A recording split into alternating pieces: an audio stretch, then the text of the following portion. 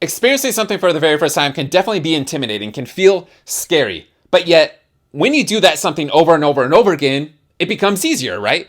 The feeling of intimidation starts to diminish. It never really fully goes away, but it definitely diminishes drastically as you do that same something over and over and over and over again, right? I always knew that this was the case, but I felt compelled to just dive in more, to really know why this is the case. And so I broke it down into 3 key points that I'll discuss in today's video. The first point I'll be covering is fear of the unknown, that we naturally anticipate danger. The second point I'll be going over is the lack of familiarity, the fact that there's no reference point to point to. When you haven't experienced something before, there's no proof to point to that you have survived that it's not dangerous. And then the third point we'll be covering, well, now that I've experienced something for the very first time, why now does it feel easier to do that something over and over and over again? Well, it's because you're building confidence through repetition.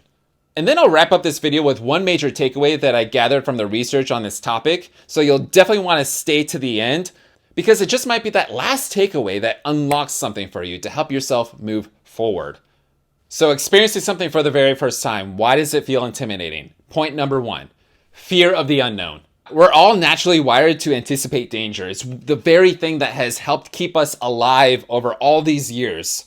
When we haven't done something before and we think of the thing that we need to do that we haven't done before, our brain then starts stitching together a storyline, which is always a worst case scenario storyline to help keep us alive, to keep us away from doing that thing that we've never done before. Because what if it does kill us? What if it does lead to our demise, our death?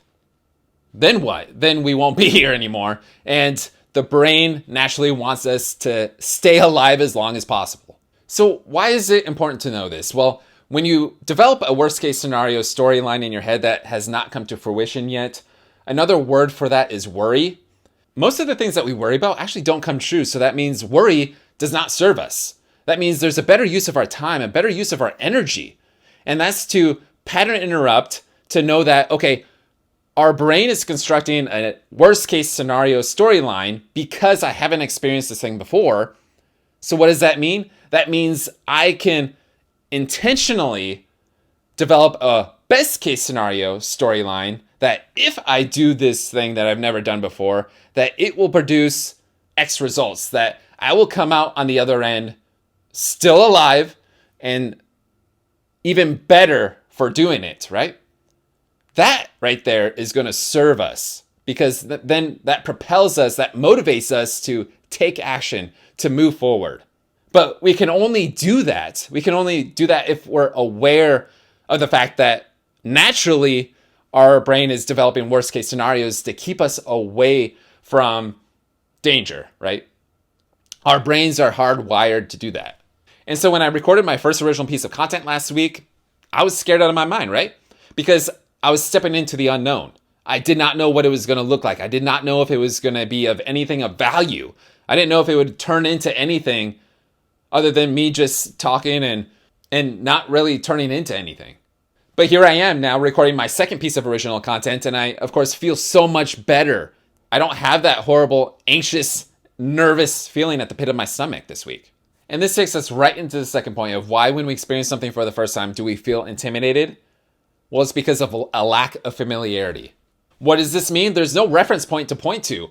If I've never experienced something before, I don't have a memory to point to and be like, there is proof that I did this thing and here I am. I'm still alive and I'm better for doing that thing, or I'm not, or I don't need to do that thing again because it wasn't worth doing in the first place, whatever it may be, right? But there's no reference point to point to saying it's okay to do that, that this very thing that I've never done before, it's not dangerous. There's no proof for me to show my brain, hey, look, that is not dangerous. There's no reason to fear that. Even though I recorded several videos well before my first original piece of content last week, it still didn't matter because my other previous videos were just book summaries. And then my first original piece of content, that's very different than releasing and recording a book summary. So there was a lack of familiarity of what it looked like for me to record an original piece of content. I didn't know what it was going to look like. I didn't know what it was going to feel like. I didn't even know if it was going to be able to be executed well. But the only way I could get familiar with it, the only way I could know that it could be something that I could carry on and continue to do and evolve it over time, is by taking that first step and starting to take action and do it. And because I did it, now I have something to point to. Now I can show myself proof that, okay, I don't have to be as nervous, as anxious, as overwhelmed anymore, because now I have something to point to. Now there is proof that I made it through my first original piece of content. It turned out pretty well. Of course, it could be improved upon, right? But at least I made it through. It turned into something that could be something, possibly, and I will continue to work on it and evolve and see where this all goes. There, of course, is still some unknown as I continue along the journey here, right? I've never recorded my second original piece of original content until now. I still have yet to record a third piece of original content, and so that will be a new unknown, right? But there's still going to be a string of familiarity, reference points that I can point to of, okay, I did it there, I can do it again. And this now takes us into the third point of, why does the feeling of intimidation, of nervousness, of anxiety, of overwhelm, why does that diminish as you do that very something over and over and over and over again, as you do it more and more? And the reason for that is because you're building confidence through repetition. Those reference points are more than just proof that you made it out alive, that your brain no longer has to fear that thing that it was initially afraid of because it had never experienced it before. Those reference points are actually small wins, small victories that you then get to stack, which then, as you stack more and more and more small wins, small victories, what then happens is what? You get more confident, right? You feel more confident. You feel like, I can do this. Look at all the reference points, all the wins, all the victories that I've stacked, proving that I can do this. Last week when I recorded my first original piece of content, why was I nervous? Why was I anxious? Why was I overwhelmed? Because I lacked the confidence in knowing that I could actually produce original content. But now I have proof that I can produce original content, that it is doable. I, of course, still have a lot to work on, but it's doable, right? I'm going to continue learning and growing, developing from doing it more and more and more. My confidence will build and build and build through repetition as I do it more and more and more. Mastery will be developed.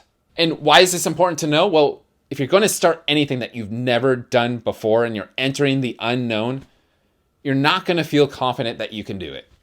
That feeling of a lack of confidence is totally normal. You're going to need to experience that experience for the very first time.